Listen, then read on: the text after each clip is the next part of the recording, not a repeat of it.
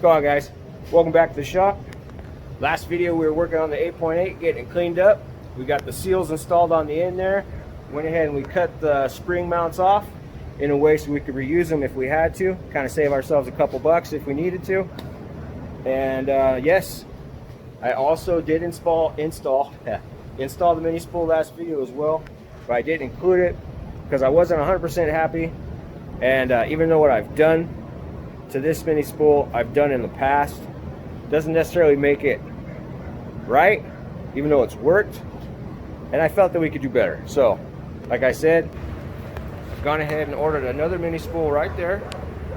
And I also told you guys I would show you what I've done.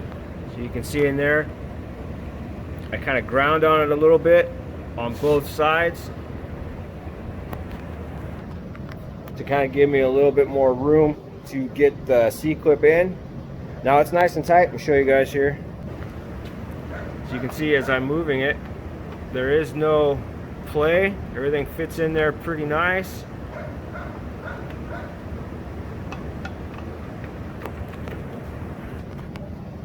It is nice and tight. A couple little things I like to do to make sure it stays tight, because I don't like those little squares bouncing around in there.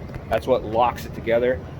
And I did grind on it, and it was the whole other reason why I came up with a different method of doing this. So that's why I ordered a new mini spool.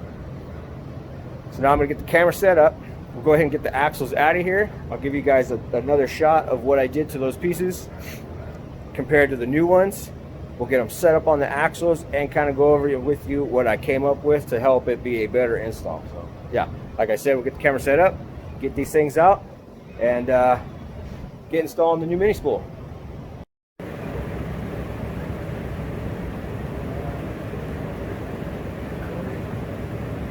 Can you dab? Let me see you dab. Come on, dab for me. Never. Do it. All right.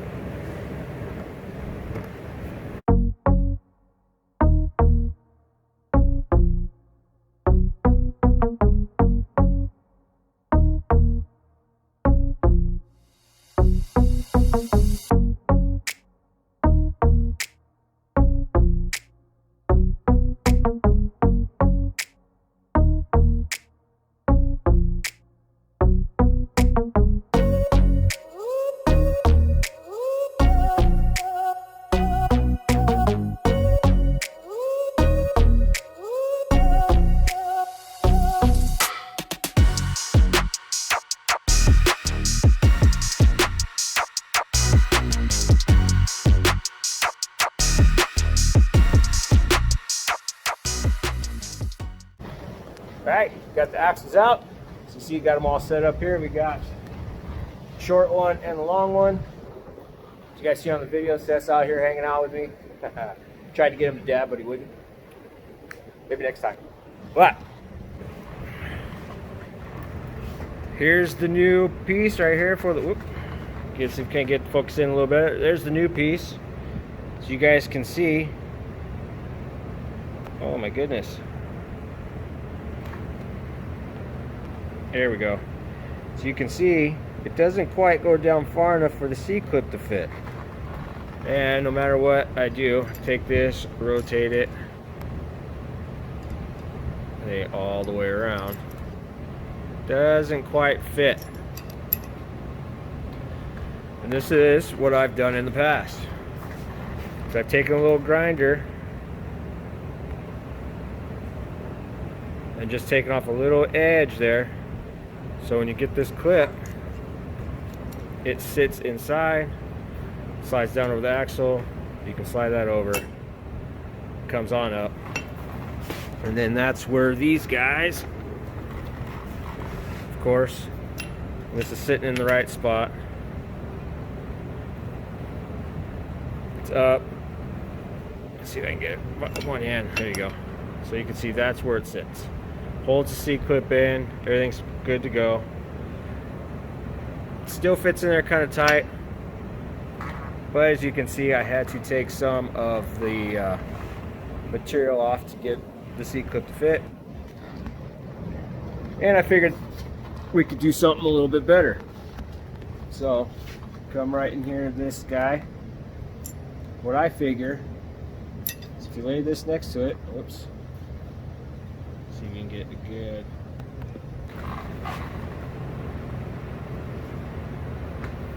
Get down in there.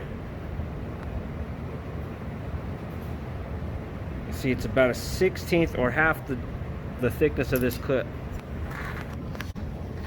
So what I figured what I could do is get this guy off here,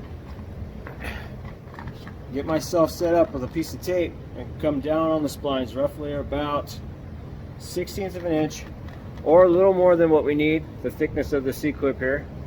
Use a cutoff wheel and kind of move the stop on each one of those splines down just a little bit, just enough to get this guy here to slide all the way down and put that guy on.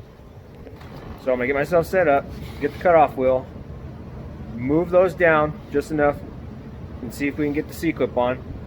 If we can, awesome. That's one method I came up with, or thought that would work while I was out there offshore. The other method I'm going to demonstrate on the second guy here and see how that works. So we're going to try two different methods, but like I said, I'm going to get myself set up and get started on this one.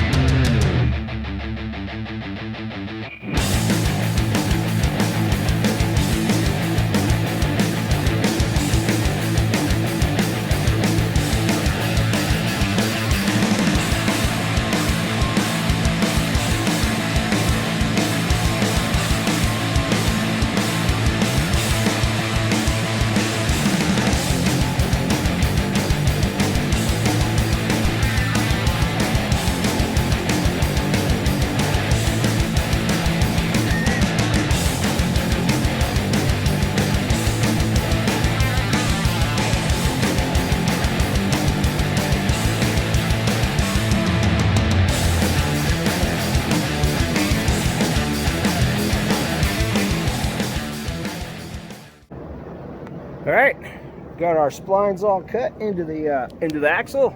I went ahead and grabbed the other axle, put it side by side to kind of give you guys a little comparison. So you can see this is the axle we were cutting. Got my tape on there. See if I can give you a little bit of a close-up. There we go. So you can see I barely just went into each one of the splines, brought it down into the tape, just kind of give myself a little reference on how far I've cut. It's easier to see with tape there for measurement and just visual purposes. And you can see on the old one that has not been cut yet, each one of the splines here has a stop on it. It comes down, it's kind of squared off right there. So that's, I believe, that all these splines are rolled into the axle.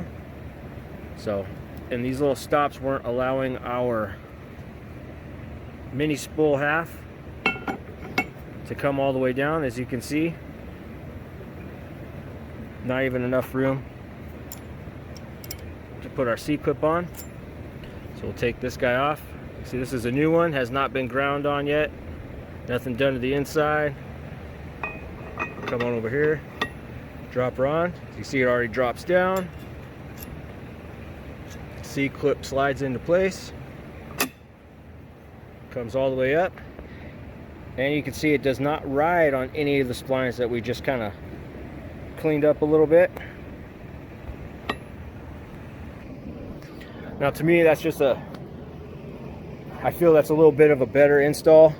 Now the only really downfall of that is if you're out at the drag strip and you have a couple of and you break an axle, you have to have a couple of these axles that are already been cut. But if you're like me, then you think ahead and you've got a couple already done that way. Now, if you got one and you're down at the track, you don't have one, but your buddy has an axle, for whatever reason, his didn't require the kind of clearancing yours did. If you're using this mini spool, it may not be the same for all of them, but long story short, I think I came up with another way that you can, that it'll slide all the way down and put your C-clips on. That way you don't have to have axles on backup.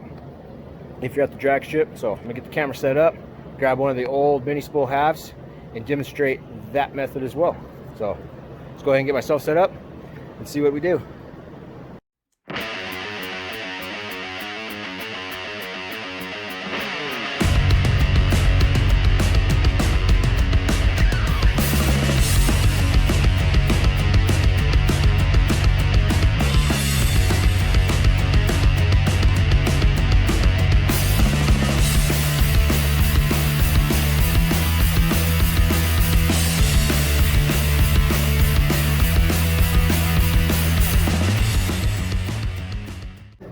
Alright, got our second method done.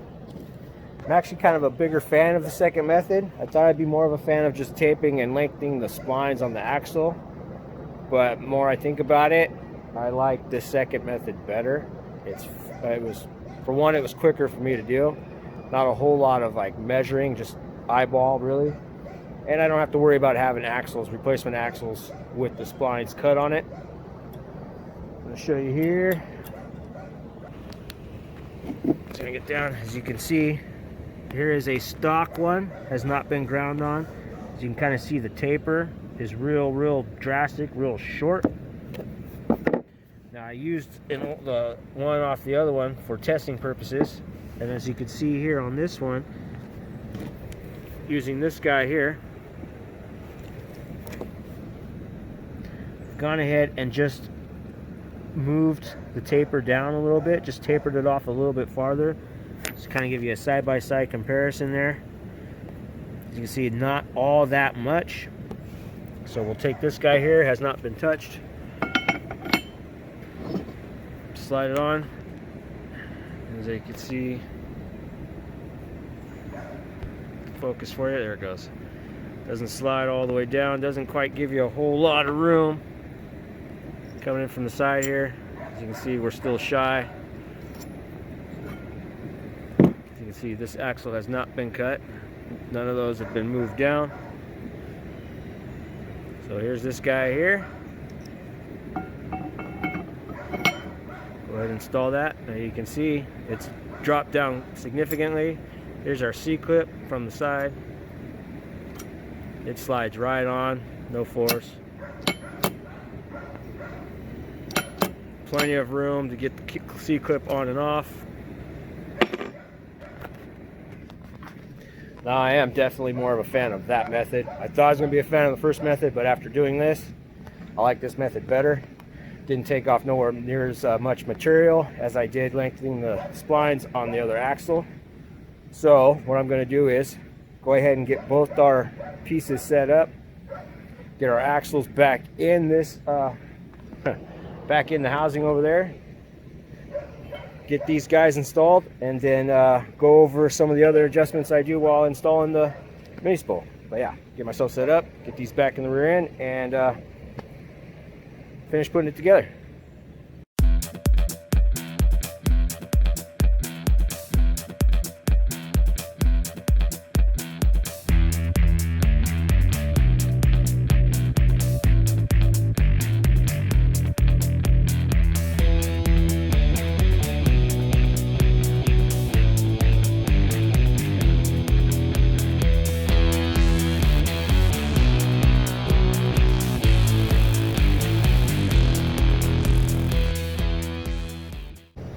Alright, axles are back in the housing.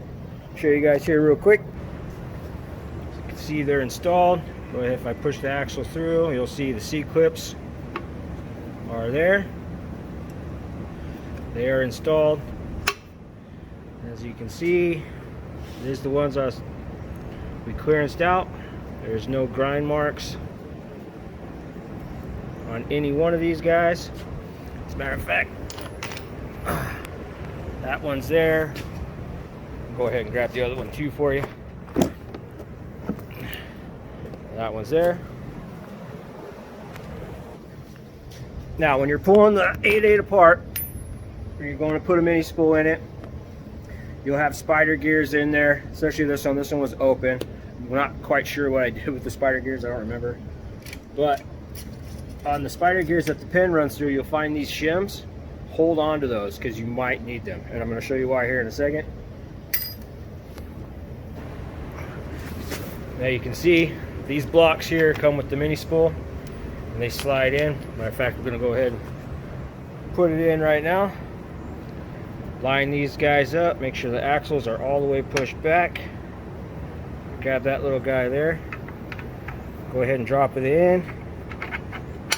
Now that guy is what locks them together. See, that one fits really, really nice. Now we're going to rotate it up to where you see the pin goes through. Whoops. Let's see here. There we go. Go ahead and rotate that over for you. Go ahead and get it to line up. Let's see here. So as you can see, the holes line up. Go all the way through. Now if you come on this side, you'll notice we are sitting on the axles. If you look, there is a lot of up and down movement.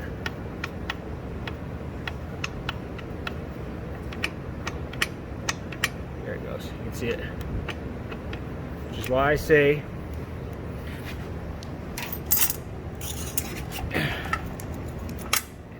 you want to hold on to these little shims that go on the spider gears.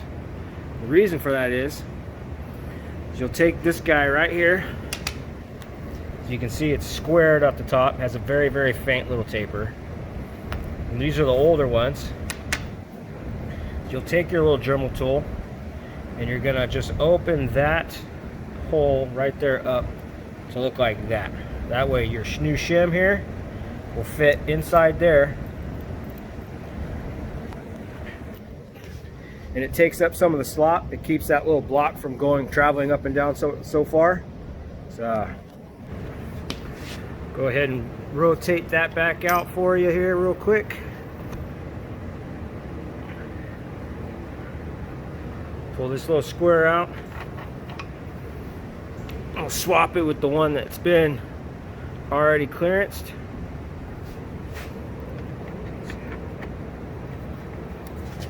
And slide it into place.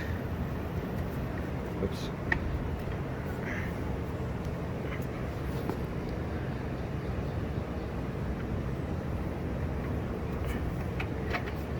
There you go. Lined up. Take your little shim there, put it right on top. Basically just rotate it back over into place. As you can see, holes are lined back up,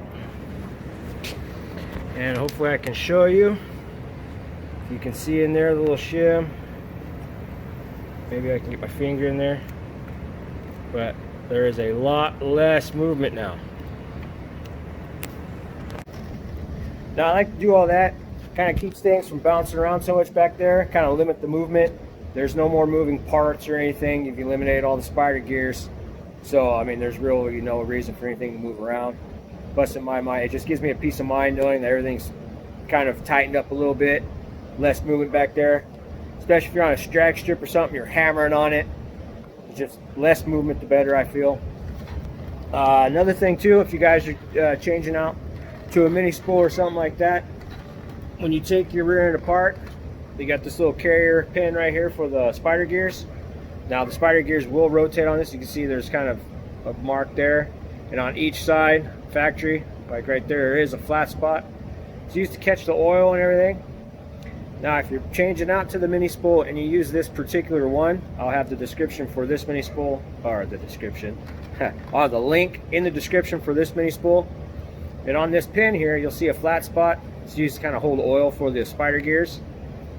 Well, if you put a mini spool in it, you're going to have to take a grinder or a flapper wheel and grind down a flat spot all the way to the next one down here. And I'm going to show you why. You got your little pieces in there, you got your block in there, you got your shim. You're going to drop this in. You can see the axles are all the way back up against, and they're flat. It will not allow the pin to drop all the way down. So you got to flatten that thing out, line up the two flat spots, and it'll allow the pin to drop all the way through. See, now I'm going to push on this guy here. It doesn't move. Doesn't allow the axle to fluctuate in and out. Keeps everything a little more solid back there. So that's why you got to take a flat spot or take a grinder and flatten that pin all the way down. You don't have to do it at the top where the bolt goes through. Nothing rides on that. Just leave that alone. Just go from the bottom of the one flat area all the way to the next one. It allows the pin to drop all the way through. And yeah, so basically those are the two methods I came up with since my last video. As I told you before, I wasn't quite happy with how I did it the first time. Even though it has worked in the past for me, I just figured we could do better. So I hope this helps you guys out. Now, if you got a limited slipper end, you're probably not going to want to go through all this trouble. I would just keep the limited slip back there. This one was an open diff. Really didn't want to weld the spider gears back there. So, and this mini spool was 45 bucks. Again, I'll put the link for it in the description.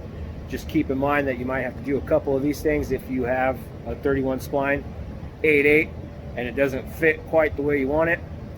Now, I think that depends. Some axles may have longer splines on it. It may not have this problem on all of them, especially if you have aftermarket axles or maybe a little more higher dollar mini spool. A couple different variances. I've always been known to kind of take the cheaper stuff, do what I need to make it work, see how long it lasts. That's just how I am.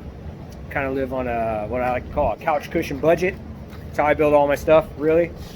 So, but I am going to end this video right here. I hope it helps you guys out, give you kind of different perspective on how to install these things or what I had to go through or different ideas, like I said before. If you are new to the channel, hit that subscribe button for me. Leave a comment down below if you have any questions. Thank you guys again for sticking around and helping me build this channel. Can't wait to hit that 1,000 mark. Again, like I said, I don't want to do a giveaway for the 1,000. Just not quite sure what I want to do yet. But guys can give me some ideas on some of the things you are working on down in the comments as well. Kind of help me come up with something to help you guys build your stuff. I'll try to pick a common piece from something like that. But again, thank you guys for hanging out. Help me build this channel. Subscribe if you haven't already. And I'll catch you on the next one.